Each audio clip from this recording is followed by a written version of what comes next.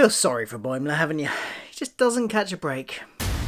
The real news is I get to have lunch with my girlfriend. Let me guess, when we meet her, it'll weirdly have to be on the holodeck. Hey! The Cerritos might be falling apart, but it's our job to keep it together. Is that a plasma fire? Brad! I've got a bad feeling. I think she's a secret alien who's gonna eat you. You're a salt succubus or an android or a changeling. Watch out for the tail! Mariner! Hello, I'm Phil. Welcome to my channel where I talk about all the geeky pop culture that I enjoy and consume, including Star Trek. Here for another Star Trek Lower Decks review. I'm here every week for those, so do hit subscribe if you watch Lower Decks and you want another weekly review to watch. This week it's Cupid's Errant Arrow. I will start with as usual, a sort of slightly non-spoilery review, and I'll let you know when the spoiler's going to come, just in case anybody's watching this that hasn't seen the episode. You might have done. You might just be curious about whether or not it's worth checking out. Well, the first 5 minutes or so are safe, and I will let you know when we're going to be going into spoilers. So in the non-spoiler section, let me first say that I was quite surprised that there was no pre-title sequence in this episode. None at all. At least not on the version I watched, unless something got missed in where I watch it. But no pre-title sequence was interesting. Definitely a bit different. What I like, I did kind of miss it. I like the little sketch that we kind of get before the episode starts.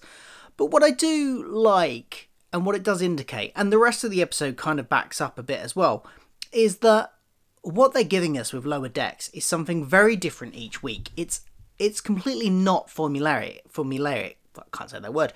Formulaic. There isn't a set formula that it follows every single week, and I think that's good, because then it would get a little bit boring if we had the same sort of formula every single week. And this goes into the way they structure their plots throughout the episode as well.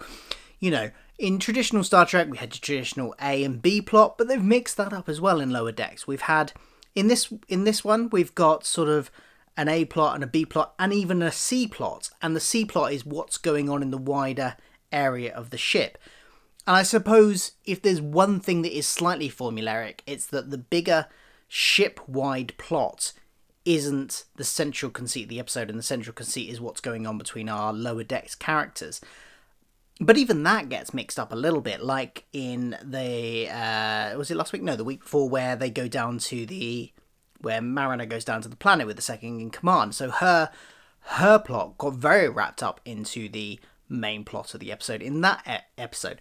So what we're getting is very different structures each week. Sometimes there's focus on just two characters of our main cast, sometimes there's focus on more. What I liked in this episode particularly was that we got focus on all four of our main characters this week. All four of them had quite a substantial amount to do in terms of the plots.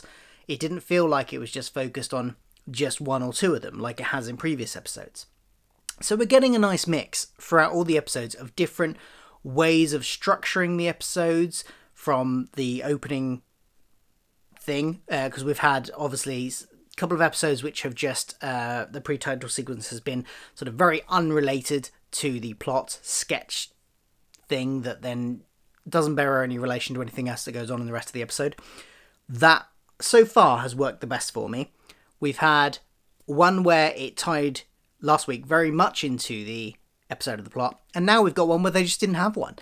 So yeah, although I kind of missed it, I'm glad that they're mixing it up a little bit and that we're getting a variety of different structures through the episode. It keeps it from getting boring. I mentioned this a second ago, but I will bring it up again because I think it is one of the good things about this episode, is that we did get a focus on all four of our main characters. We've got Mariner, we've got Boimler, we got Rutherford, and we got Tendi, all getting a significant amount of time. Although they were very much still in their usual pairs that they seem to be mostly in, and it would be nice to get a bit of a mix going there, maybe in future episodes. This is the first episode where really we've got to focus on all four of them in the same episode. So that's really good to see and gives some good character development for all four, I think, in various different ways. And I think what allowed it to do that was the fact that we had the main ship-wide issue, that the main Star Trek plot bit of it that was going on in the background with the officers and what they were doing, that kind of felt it kind of came in just the right small amounts. There wasn't that much of it. We got a bit at the beginning, a little bit in the middle, and then a great punchline at the end, which I loved, which I'll talk about in the spoiler section to it. And it was kind of there, and it was happening, and it was provided the fact that they had to liaise with this other ship as part of that mission, you know, set up some things for our main characters in the sense that they could go over to that ship and interact with that ship and the crew on that ship. But beyond that, it didn't really have any impact on our main cast. So it was kind of peppered in just the right amounts. Nothing big, nothing major, like world-ending. Well, world-ending for one particular world, possibly, but we'll get to that. But nothing, you know, on a galactic big mission scale. And that plays into the Rutherford and Tendi plot a little bit as well, which again we will talk about in the spoiler section. So overall, I thought it was an enjoyable episode. There were a few laugh out loud moments, and I had a bit of fun. It was a good episode, and we got some nice character development. So let's move on to spoilers. So we've got the two main plot threads, which are that we've got Boimler and Mariner's plot thread, which is that Boimler is dating someone from the other ship that they are liaising with for this mission. He's got a girlfriend, and Mariner just does not believe that he could have such a hot, you know, lieutenant girlfriend, and is paranoid that she is somehow an alien agent or a parasite or a robot or someone that means him or Starfleet harm in some way. And that's based on some previous experiences she's had with a similar situation. And we get a brilliant flashback to a time when she was actually an officer herself, and she was on her last ship. And we get to see the old uniforms from the sort of DS9 TNG movie uniforms with the grey, which is brilliant. I love that. Was a nice little lovely reference back to that sort of era, which I loved. And you know, we see a flashback to her and having a conversation with this couple, and one of them does turn out to be a shape-shifting creature of some kind. So we get a little context for that, but also primarily it boils down to the fact that she doesn't believe anybody can like Boimler that much, or somebody that good can like Boimler that much. So there must be something wrong with her. So we get a little exploration of her paranoia through that. And we also get exploration of paranoia through Boimler, but a very different type of paranoia, because he sees his girlfriend, what was her name? Barb. He sees Barb interacting with somebody who turns out to be an ex-boyfriend of hers, and they've got a very, very flirty sort of relationship, and he gets a bit jealous, and he's paranoid about why she's like that. Is she cheating on him and all that sort of stuff, which I think, you know, we've probably all been there. I in my younger days I've probably been there, so I you know, I empathized with that quite a bit. But it's a good study in sort of paranoia from sort of very two different angles there from those. Then we get the Rutherford and Tendi plot, which is they go over to the other ship to be assigned to work on something with the engineering crew there, and I'm not sure if it was the chief engineer or just an engineer that was a higher rank than them is assigning them duties and stuff, and they have a bit of tech that these two really want to play with, and he says whoever finishes first can keep one of the tech. What he misses out there is that we get lots of lovely scenes of them trying to complete this task quickly and finish first. Turns out they finish at the same time, and he says, yep, now you can keep these while you're working here, because I'm going to put in a transfer request to you to come to this ship. And that throws up the fact that they are then left with the decision of, well, hold on, I don't know if I want to leave, because although the ship that they work on, which I've forgotten the name of, Cerritos? Something like that. You know, the main ship of the show. Even though that's a rickety old ship that is constantly falling apart, and that's set up early in the episode, there's a little plasma fire that they have to put out while working. You know, they reference it, making funny noises when it gets to warp 7, that kind of thing.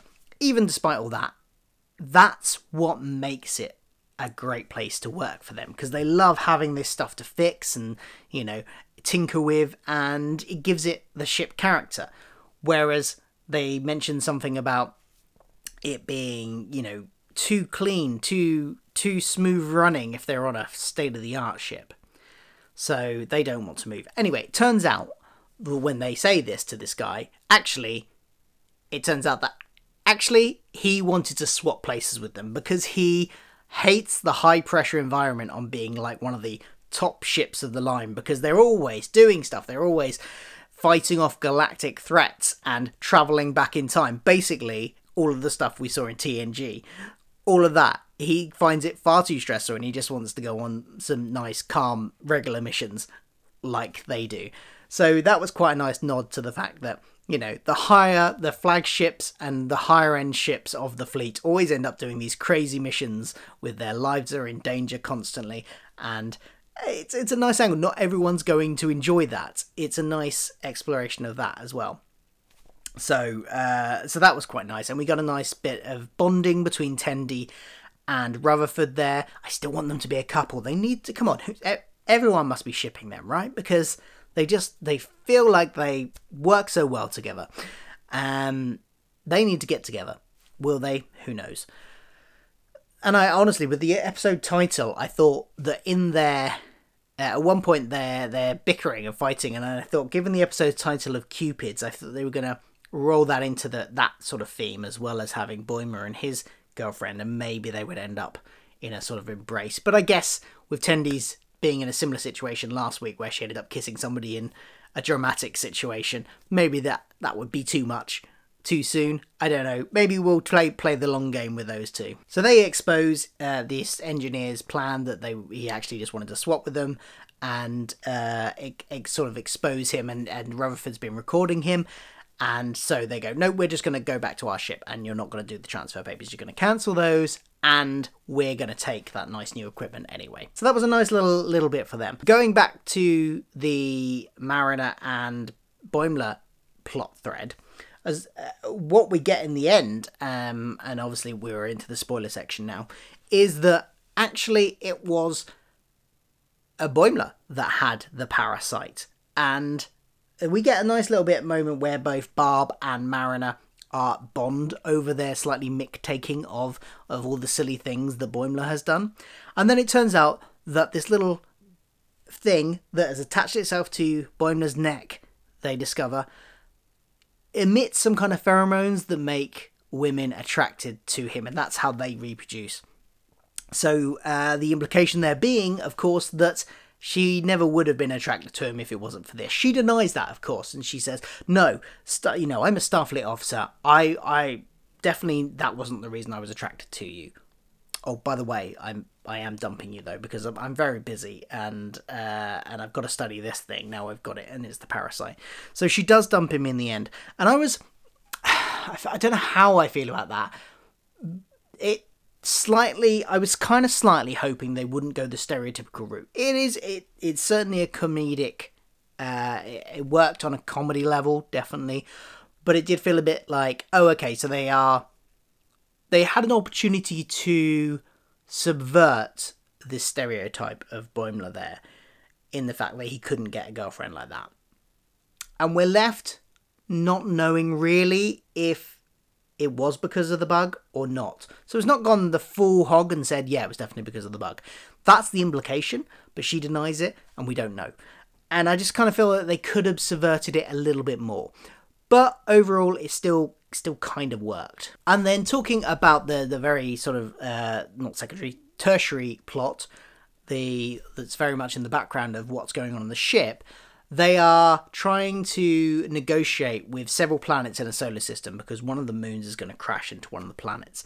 But by destroying the moon, it affects the other planets in different ways, whether it will affect their crops, it'll affect, that some of them worship that moon, various things like that. Some of them will need to be relocated, things like that. So the captain comes in and acts as the sort of diplomatic envoy there, and negotiates between the groups and does a very successful job of it. Anybody that's got any criticisms of the captain, because I've seen online a few criticisms that she's a useless captain. Well, here she shows she's absolutely not a useless captain. She definitely has some skills that will have gotten her to the rank of captain.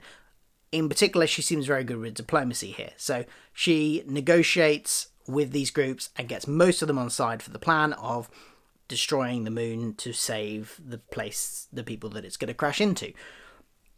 However, there's one guy outstanding that she doesn't quite convince, and he's like, yeah, but that'll destroy my people on this planet. And I love the punchline to this. It's so good, because in the end, after much trying to negotiate with him and trying to work out, oh, how are we going to save your people and these people, how are we going to do this, it turns out that his whole planet civilization is him and his wife, because he is an extremely rich guy who bought a planet and him and his wife live on that. There are two people on your whole planet? Well, yes, we're rich. So, in the end, the fact that it destroys that planet is completely meaningless. And the captain goes, no, we're just going to let this play. You can relocate. And it's all because he's just a privileged rich guy that kind of thinks he should not have to move to save an entire civilization. And I love the point that's making. The social commentary is on point there, I think, especially for modern times. How not all, but a lot of rich people may think how I shouldn't have to be inconvenienced to help out these people that are in dire need. And it really goes back to one of Star Trek's earliest, founding sort of principles. The needs of the many outweigh the needs of the few or the one. That is epitomized by this situation. These are the few, two people, and their needs are outweighed by the needs of the many, the millions or so on the other planet that are going to die if they don't, or have to relocate if they don't destroy this moon. So I thought that was a really nice sort of tying in some nice social commentary there, and also tying into the sort of one of the founding, it was really the movies, but the one of the early principles of Star Trek that has, one of the most quoted lines of Star Trek, and it ties into that quite nicely. So overall, another good episode, really enjoyed it. And I'm looking forward, as always, to next week. What did you think? Let me know in the comments below. Is there anything that you think I should have talked about that I didn't? I don't really have many criticisms of this episode. The one thing I will say that is it's a really nitpicky point, but the fact that Mariner and Boimler often reference people that we know, because they're main characters from other Star Trek series. And I've mentioned this before, but it seems to happen every episode. I think we got a mention of Trip Tucker. People like Kirk, understandable. They are Starfleet-wide heroes that everybody would know about. But they referenced some lesser-known characters that wouldn't be as, household names, like Trip Tucker and people like that.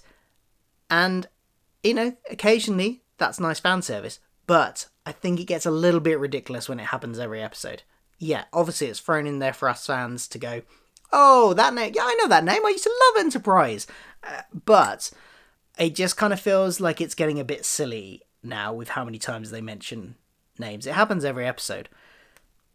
I think it would be more special if they did it less frequently, let's say. But that's a very small nitpick. So yeah, let me know what you think in the comments below, and I will be back next week for another Star Trek Lower Decks review. Don't forget to like, share, subscribe, all that jazz, because it really helps me out and gives me a nice warm fuzzy feeling inside. So yeah, I will see you then.